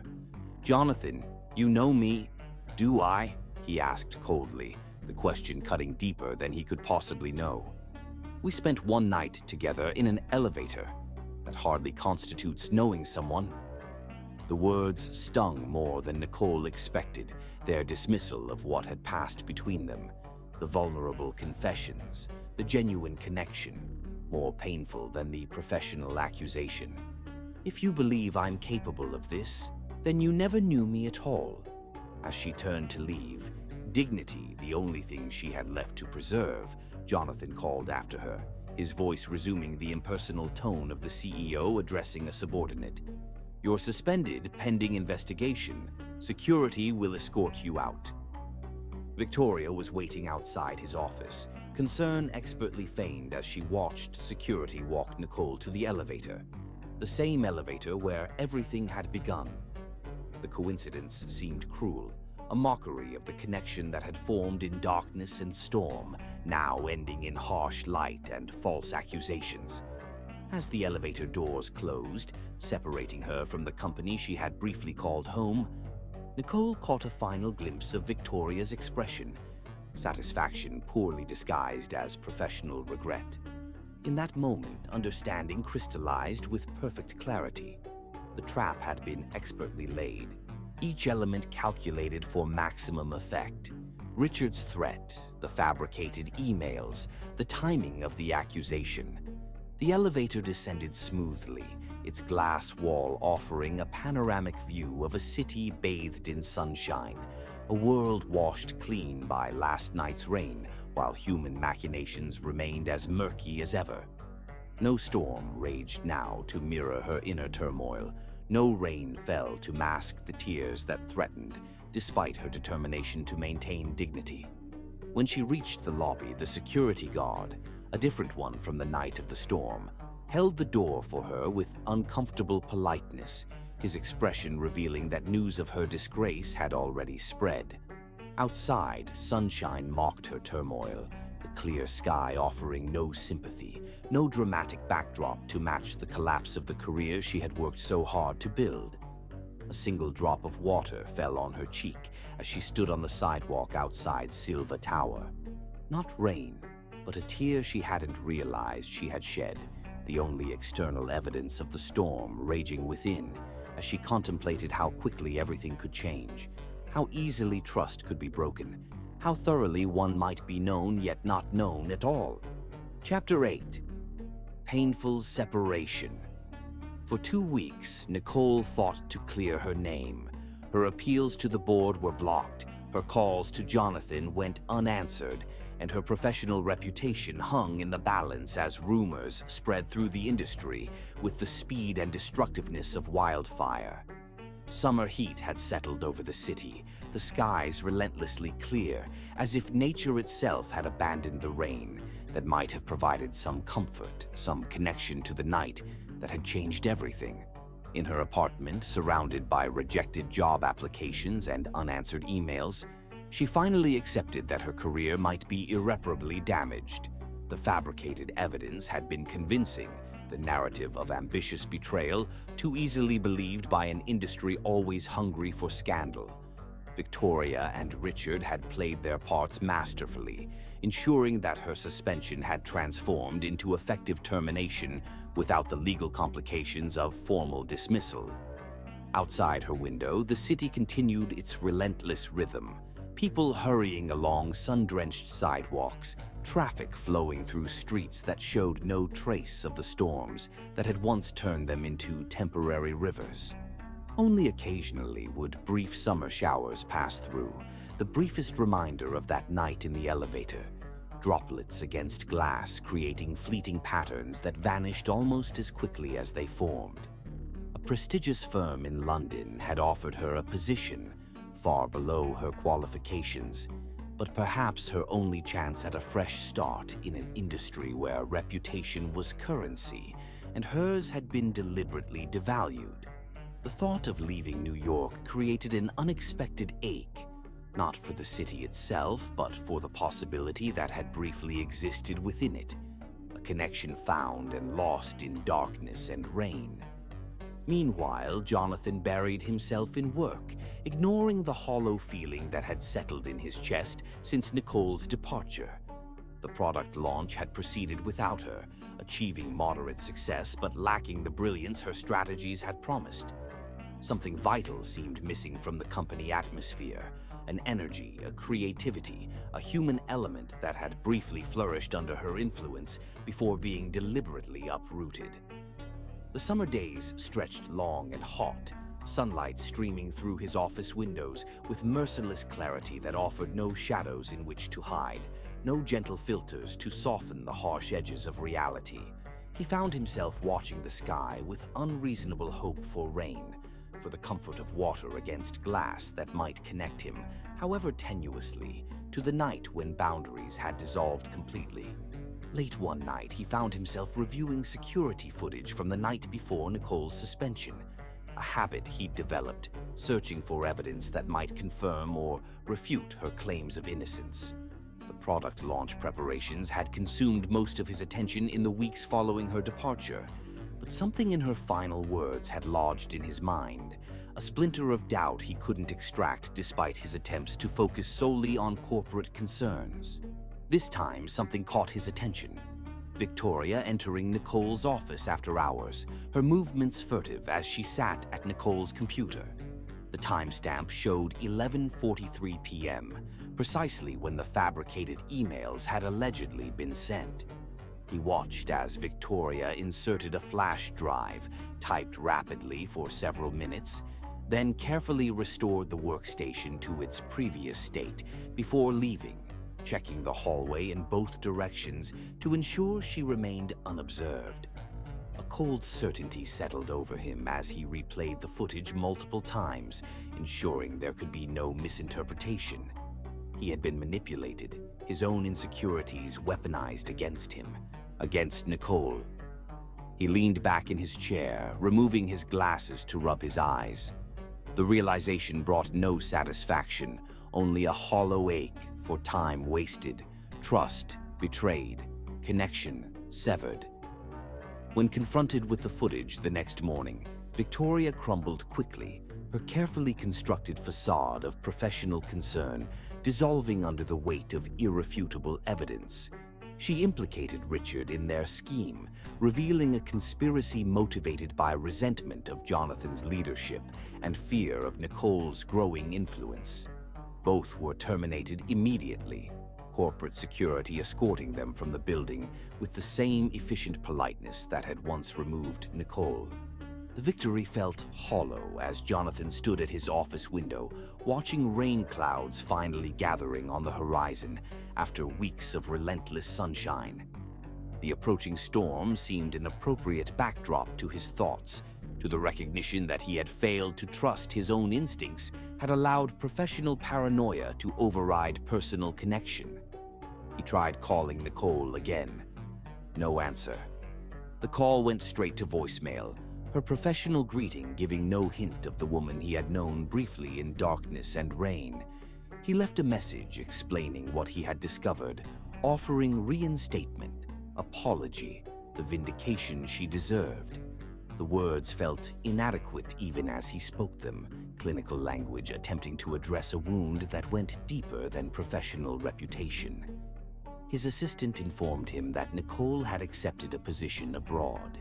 She was leaving in 2 days, departing JFK on the morning flight to London, information acquired through the same corporate surveillance system that had finally revealed Victoria's treachery, an irony not lost on Jonathan as rain finally began to fall against his office windows.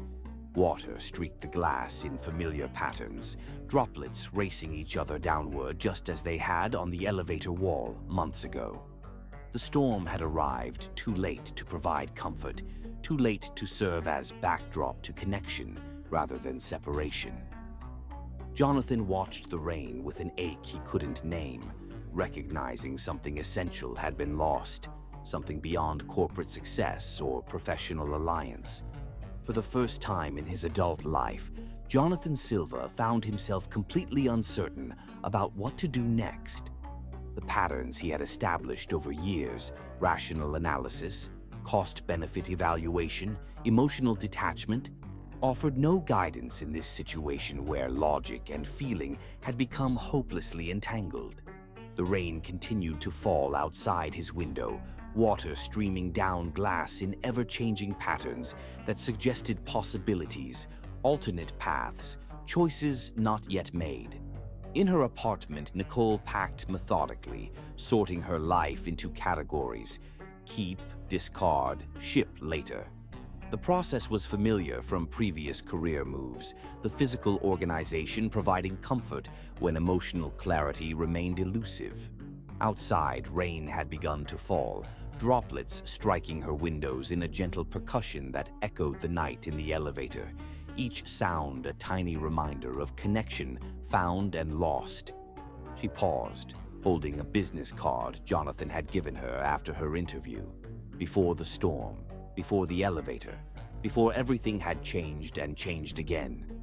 The embossed lettering caught the light as rain shadows danced across its surface, water streaming down the window in patterns that seemed to whisper of roads not taken, choices not made, words not spoken.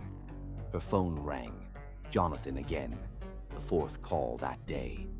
She let it go to voicemail, uncertain what could possibly be said to bridge the gulf that had opened between them.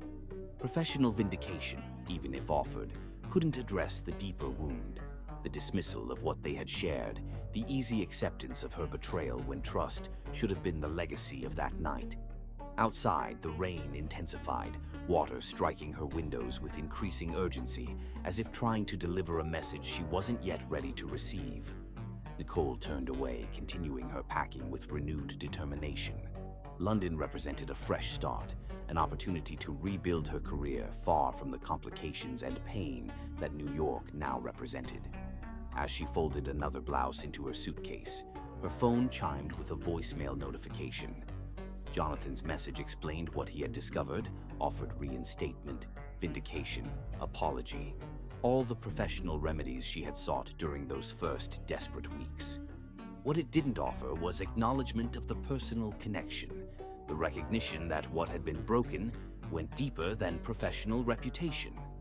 Nicole set down the phone, moving to the window to watch rain transforming the city outside, water washing away summer dust, revealing colors made vibrant by moisture, creating temporary rivers that would vanish when the storm passed, leaving only scattered puddles as evidence of transformation. Her ticket to London sat on the kitchen counter, one-way passage to a new beginning, departure scheduled for the day after tomorrow. The rain continued to fall outside her window, each droplet carrying its own momentum, following its inevitable path downward toward Earth. Nicole pressed her palm against the cool glass, feeling the vibration of water striking the other side. Separation measured in millimeters, yet impossible to breach. Connection simultaneously close and unattainable. In the gathering darkness of approaching evening, as rain continued to fall across a city about to lose and gain and lose again, two people stood at different windows watching the same storm, both understanding too late that some boundaries, once crossed, leave permanent marks, invisible lines that can never be uncrossed, only acknowledged or denied as paths diverge and reconnect in patterns as fluid and unpredictable as water finding its way down glass. Chapter 9. Truth Revealed. The annual Silva Foundation Charity Gala arrived, an event Jonathan had always approached as a business obligation rather than a celebration. This year, however, it felt particularly empty as he moved mechanically through the crowded ballroom, accepting congratulations for the company's recent successes, while feeling strangely disconnected from achievements that once would have provided complete satisfaction. Outside, rain fell steadily, droplets striking the ballroom's floor-to-ceiling windows in gentle percussion that seemed to mock the artificial gaiety within. Water streaked the glass in familiar patterns, creating distorted reflections of the glittering crowd. Manhattan's elite dressed in their finest, raising crystal flutes to toast success, while remaining comfortably insulated from the elements outside. Jonathan found himself drawn repeatedly to those windows, watching rain transforming the city beyond into a dreamscape of blurred lights and liquid movement. Each droplet against the glass served as tiny reminder of another rain, another night, connection found and lost in darkness and storm. He had left multiple messages for Nicole over the past 24 hours, each one increasingly personal, increasingly urgent as her departure date approached, but had received no response. His reflection stared back at him from the rain-streaked glass. The successful CEO in perfect black tie, the visible embodiment of achievement that felt hollow without the connection he had briefly experienced before allowing professional paranoia to sever it completely. Behind him, the gala continued in full swing, a carefully orchestrated display of wealth and influence that suddenly seemed performative rather than genuine, a simulacrum of success rather than its reality. Midway through the evening, Jonathan excused himself from a conversation with investors to check an urgent message from his head of cybersecurity. He stepped into a quiet alcove reading the report that had just been completed. A forensic analysis of the security breach that had led to Nicole's framing had found sophisticated digital fingerprints. The investigation had uncovered a trail of deliberate evidence manipulation that originated from within the executive suite. Attached to the report were surveillance logs showing Victoria accessing Nicole's workstation after hours on multiple occasions. More damning still were recovered text messages between Victoria and Richard discussing their plan in detail, messages they thought had been permanently deleted but had been recovered from server backups during the routine security audit. As Jonathan processed this information, he noticed Victoria watching him from across the room, her expression changing from confidence to concern as she registered the phone in his hand, the report he was clearly reading. When their eyes met, understanding passed between them. She knew she had been discovered. Victoria immediately headed for the exit, moving with purpose through the crowded ballroom. Jonathan followed, catching up with her in a private corridor away from the main event. "It's over, Victoria," he said quietly, holding up his phone with the evidence displayed. "The security team reconstructed everything. I know what you and Richard did." Her composed facade cracked, revealing the bitterness beneath. "You wouldn't have looked twice at that evidence if it had been anyone else," she said, her voice low but intense. "What made her so special that you launched a full security investigation after she was gone?" The question hit with uncomfortable precision, forcing Jonathan to confront his own inconsistency. Outside, rain began to fall, droplets striking the corridor windows in gentle rhythm that seemed to emphasize this moment of truth. 3 days later, the business press erupted with news of Victoria Hayes and Richard Blackwood being removed from Silva Enterprises amid allegations of corporate espionage and evidence tampering. A carefully worded statement from the company mentioned serious ethical violations without specific details, but industry insiders quickly connected the dots to Nicole Peters' abrupt departure weeks earlier. The Securities and Exchange Commission opened an inquiry into Richard's board activities, particularly focusing on communications with competitors during sensitive product development phases.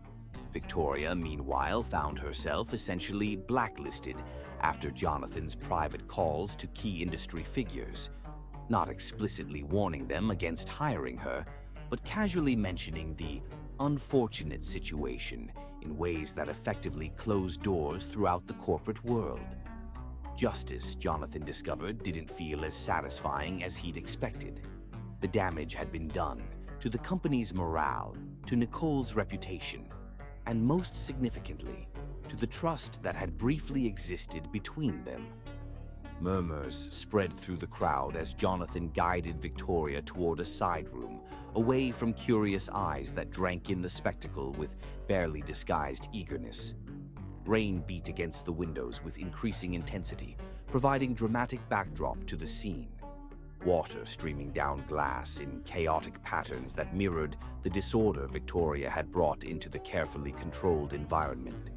Once they were alone, Jonathan dropped the pretense of concern, anger finally breaking through his controlled facade. "You framed her because you were jealous?" he demanded, professional restraint abandoned in the face of personal betrayal. Victoria laughed bitterly, the sound harsh and broken in the small room. Outside, rain lashed the windows as if demanding entrance, water striking glass with percussive force that seemed to emphasize each word spoken within. "I framed her because she was changing you, changing the company. Richard saw it too. Your priorities shifting." "What are you talking about?" Jonathan's confusion was genuine, his understanding of his own transformation far less clear than its visibility to those who had known him for years. 5 years, Jonathan," Victoria said, swaying slightly as she paced the small room. Rain created moving shadows across her face, water streaming down the windows in patterns that resembled tears. Genuine, unlike the mascara tracks on her cheeks. "I worked beside you for 5 years, watching you build walls around yourself. Then she spends one night with you, and suddenly you're rewriting protocol, considering work-life balance initiatives, smiling in meetings." She stopped pacing, turning to face him directly, her expression a complex mixture of resentment and something almost like grief. "She was making you vulnerable." The realization hit him with stunning clarity as rain continued its assault on the windows, each droplet a tiny emphasis to the truth being revealed. Nicole hadn't been changing the company. She had been changing him. And rather than recognizing it as growth, he had retreated in fear when the first test came, had allowed suspicion to override the trust that should have been the legacy of that night in the elevator. "Where is she now?" he asked, already knowing the answer but needing confirmation, needing the finality of spoken truth. "London," Victoria replied, a hint of satisfaction still evident despite her current disgrace. "Her flight leaves tomorrow morning." The rain provided perfect accompaniment to the moment, water streaming down glass in patterns that suggested time passing, opportunities disappearing, connections severed by distance and misunderstanding. Each droplet followed its inevitable path downward, just as events had followed their course to this moment of clarity that arrived too late to prevent loss, perhaps too late to repair damage already done. For the first time in his life, Jonathan Silva walked out in the middle of a company event, leaving whispers and speculation in his wake. Outside, the rain greeted him with unexpected gentleness, water falling in steady rhythm that soaked his custom tuxedo within moments of leaving the building's shelter. He welcomed it, turning his face upward to feel droplets striking his skin directly, without the barrier of glass that had separated him from genuine experience for too long. The city around him had been transformed by rain into something fluid and dreamlike. Streetlights reflected in puddles, creating parallel worlds that existed alongside reality.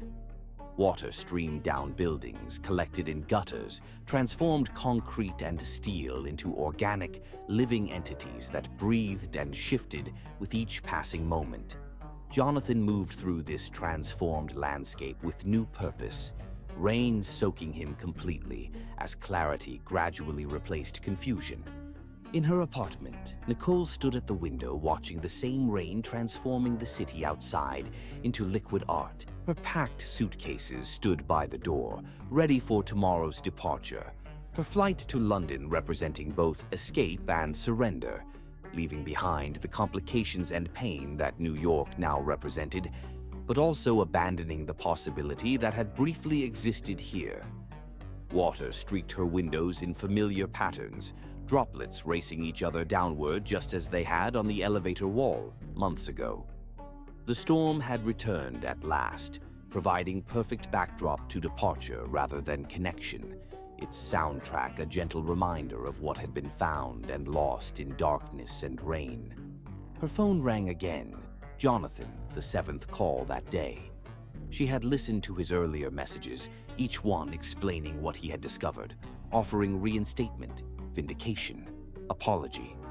The professional remedies she had sought during those first desperate weeks now seemed hollow, addressing the surface damage while leaving the deeper wound untouched, the easy dismissal of what they had shared, the broken trust that should have been impossible after that night. This time, she answered, her voice carefully controlled, as rain continued its gentle percussion against her windows. "There's nothing left to say, Jonathan." "There's everything left to say," he replied, his voice different than she remembered, the controlled CEO nowhere present in the raw emotion she heard instead. Rain created a backdrop to his words, water striking different surfaces, creating a complex rhythm that underscored the importance of the moment. "I was wrong, not just professionally. I failed to trust what I knew, what I felt when it mattered most." Nicole remained silent, watching raindrops trace paths down her window, each one unique yet following the same inevitable journey downward, just as they had on the elevator wall that night. The parallels seemed significant somehow, a reminder that some patterns repeated regardless of time or circumstance. "You changed me," Jonathan continued when she didn't respond. The sound of rain was audible in the background of his call, suggesting he was outside somewhere in the same storm that beat against her windows. "I didn't recognize it until Victoria made me see. That night in the elevator, it wasn't just circumstance. It was the first time in my life I connected with someone completely." "And the first time you distrusted that connection completely," Nicole replied, her voice steadier than she felt as rain continued its liquid commentary outside, gentle now, almost sorrowful in its rhythm against glass.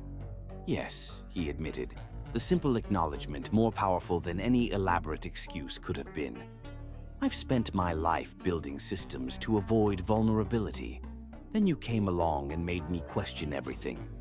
It terrified me." The rain seemed to pause for a moment, as if holding its breath, before resuming with renewed gentleness. Nicole pressed her palm against the cool glass of her window, feeling the vibration of water striking the other side. Connection and separation simultaneously represented in the thinnest of barriers. "Your flight leaves tomorrow," Jonathan said, not a question but a statement filled with unspoken implications. "I'll respect whatever decision you make, but before you go, I need you to know the truth. Not just about Victoria's deception, but about what that night meant, what you meant, what you still mean." Nicole closed her eyes, listening to the rain outside her window and through the phone. The same storm connecting them even as physical distance separated them. The sound created a strange intimacy, reminiscent of the darkness that had allowed truth to emerge that night in the elevator. "Where are you?"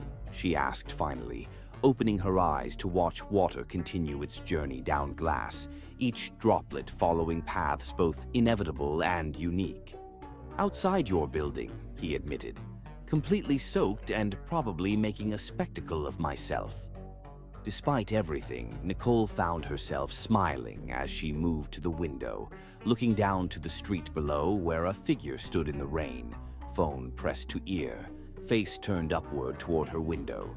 The sight created an ache in her chest, recognition of vulnerability freely chosen rather than accidentally revealed, of barriers deliberately lowered rather than temporarily breached.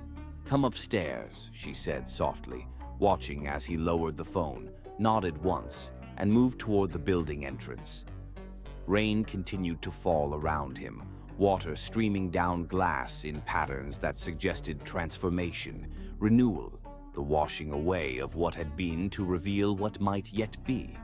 The storm that had begun everything had returned at last, not to witness separation, but to provide backdrop for a different kind of truth. One chosen rather than accidentally revealed, acknowledged rather than denied, embraced rather than feared. Outside, rain continued to transform the city into something fluid and dreamlike, while inside, another kind of transformation waited to begin. Chapter 10.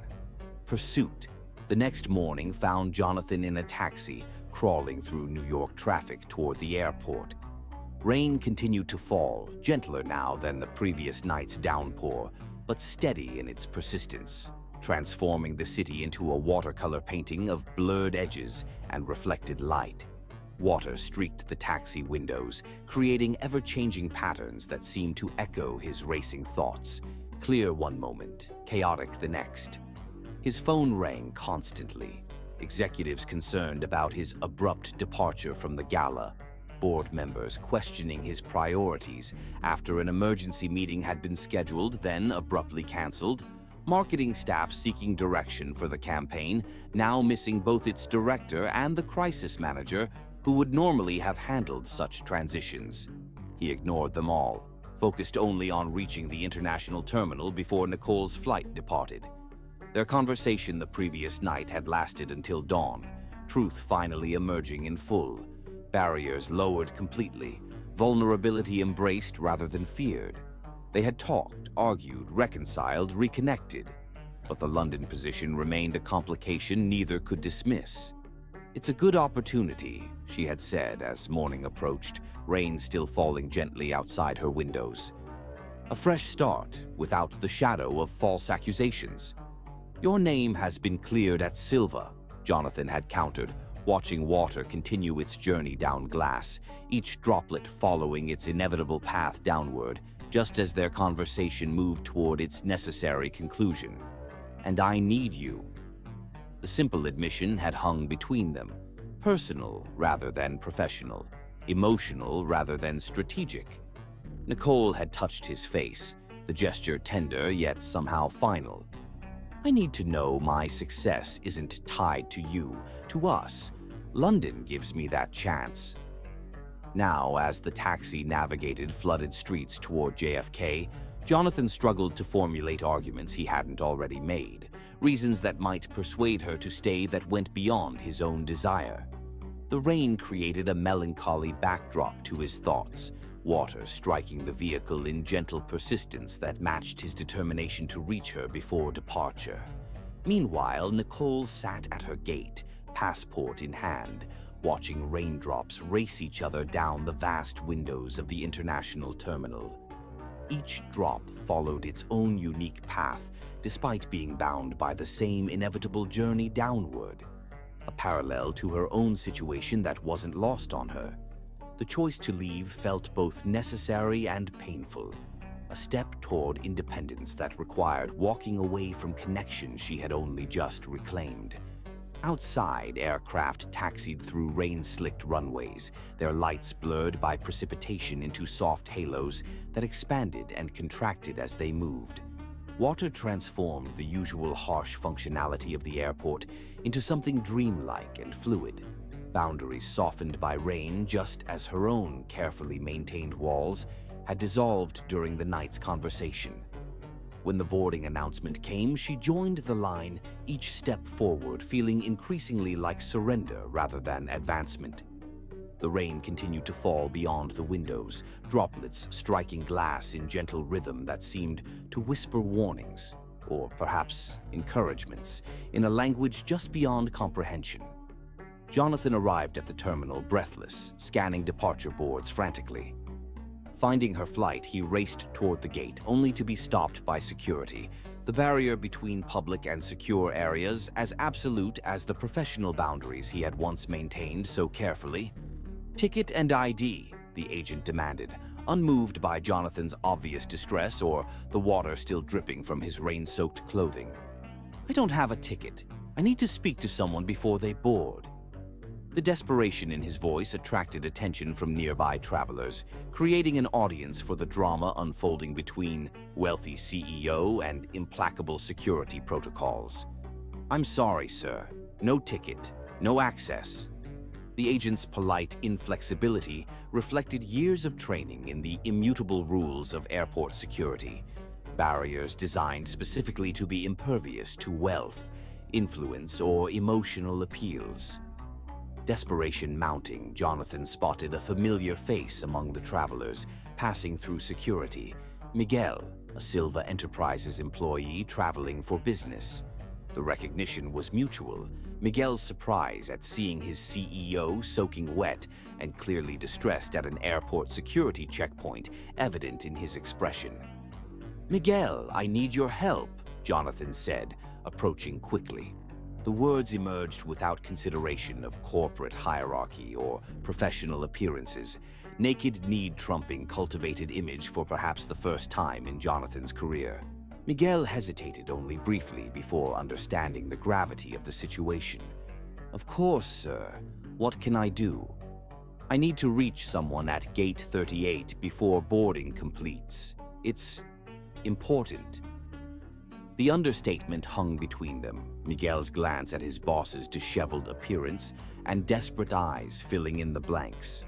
"I have an idea," Miguel replied, pulling out his phone. He made a quick call to a colleague already past security, speaking rapidly in Spanish. After ending the call, he explained, "My colleague, Carlos, will create a distraction at the TSA checkpoint. When the agents respond, head to the priority lane. Use my boarding pass. We look similar enough in the ID photo. I'll say I misplaced it if questioned." The improvised plan worked with surprising efficiency. When Carlos loudly discovered a forgotten laptop in his bag at the scanner, creating a procedural security response, Jonathan slipped through the priority lane using Miguel's boarding pass and ID. The rushed TSA agent, distracted by the commotion, gave only a cursory glance at the identification before waving him through. Once past security, Jonathan sprinted toward Gate 38, where final boarding for London was underway. He navigated the crowded terminal with single-minded focus, dodging travelers and airport staff who turned to watch the soaking wet man in expensive clothes, racing as though his life depended on reaching that gate. "Nicole," he called, catching sight of her just as she handed her boarding pass to the attendant. The sound echoed through the gate area, heads turning to witness the spectacle of a clearly unauthorized man rushing toward the boarding queue, security personnel already moving to intercept him. She turned, disbelief written across her features as she registered his presence, soaking wet from the rain, breathless from running, utterly unlike the controlled CEO she had known. Their eyes met across the crowded gate area, connection immediate despite the physical distance and security personnel now surrounding him. "Jonathan, what are you doing here?" The question contained multitudes, surprise, concern, something almost like hope quickly suppressed. "Don't go," he said simply, ignoring the security officers now taking his arms. The words emerged without strategy or calculation, raw truth that had finally found voice after months of denial. "Please." "Sir, you need to come with us," a security officer interrupted, his tone professional but firm as he tightened his grip on Jonathan's arm. The scene had attracted attention throughout the gate area, travelers openly watching the drama unfold with the avid interest of those whose own journeys had temporarily paused. Nicole stepped out of the boarding line, the movement decisive despite its potential consequences. "It's okay," she told the security officer, her composure remarkable given the circumstances. "I know him." When they had a moment of relative privacy, as private as possible in an airport gate area with curious onlookers still watching from a slightly greater distance, Jonathan spoke quickly, aware that their time was limited by both airline schedules and security protocols. Victoria confessed. She and Richard fabricated everything. The words tumbled out, important but somehow secondary to what he really needed to say. Rain continued to fall outside the vast terminal windows, droplets striking glass in patterns that seemed to emphasize the urgency of the moment. "You could have called to tell me that," Nicole replied, hurt still evident in her voice despite the vindication the news represented. The final boarding call sounded behind her, creating deadline and dramatic backdrop simultaneously. "I did call, many times." He ran a hand through his disheveled hair, rainwater still dripping from the expensive cut, now ruined by precipitation and desperate fingers. "But that's not why I'm here. I'm here because I was a coward." Nicole remained silent, waiting, her expression carefully neutral as rain continued to create liquid art against the windows beyond, water streaming down glass in ever-changing patterns that suggested transformation, possibility, paths not yet determined. "That night in the elevator wasn't just circumstance," he continued, the words emerging with increasing urgency as airline staff watched impatiently from the boarding desk. "It was the first time in my life I connected with someone completely, and it terrified me." Around them, the final boarding call sounded again, more insistent this time. Nicole glanced toward the gate, then back to Jonathan, indecision visible in her expression for the first time since he had known her. "I've spent my life building walls, Nicole, creating systems and structures to avoid vulnerability. Then, you came along and made me question everything." The admission cost him more than any financial concession ever had, stripped him more completely than any physical vulnerability ever could. Rain continued to fall outside, water streaming down glass in patterns that seemed to underscore the significance of barriers breached, walls demolished. "What are you saying, Jonathan?" The question was softly spoken but direct, demanding clarity rather than implication, truth rather than strategic communication. "I'm saying he faltered, decades of emotional restraint battling against the urgency of the moment. The words he needed seemed foreign, dangerous, territory he deliberately avoided his entire adult life. For a moment, the disciplined CEO reasserted control, calculating risks, analyzing vulnerability as a weakness rather than strength. Then he remembered Victoria's words. She was making you vulnerable. The accusation that had initially seemed like criticism now revealed itself as the precise truth he needed to embrace. "I'm saying I love you," he he finally managed, the declaration emerging not with practiced smoothness, but with raw authenticity that surprised even himself. His voice caught slightly on the unfamiliar phrase, not from uncertainty about its truth, but from the seismic shift it represented in how